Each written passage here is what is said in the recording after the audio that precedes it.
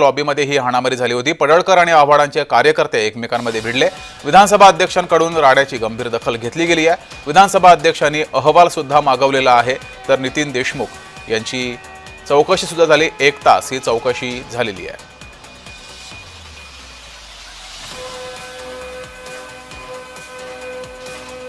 तर विधानभवनाच्या लॉबीमध्ये ही हाणामारी झाली होती। पडळकर आणि आव्हाड यांच्या या कार्यकर्त्यांमध्ये हाणामारी झाली होती। 1 दिवसापूर्वी पडळकर आणि आव्हाड यांच्यात बाचाबाची सुद्धा झाली होती।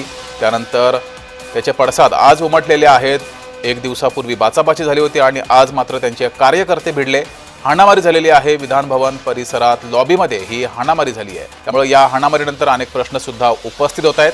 हे कार्यकर्ते आतमध्ये आले कसे, त्यांना पास दिले कसे, असे अनेक सवाल या निमित्तानं उपस्थित होत आहेत। बुधवारी विधानभवनाबाहेर आव्हाड आणि पडळकर आमने सामने आले होते। त्यानंतर आज हे दोन्ही गटाचे कार्यकर्ते भिडलेले आहेत। ही 2 दृश्य आपण पाहतोय। 1 दिवसापूर्वी पडळकर आणि आव्हाड यांच्यामध्ये बाचाबाची झाली होती, वाद झाला होता।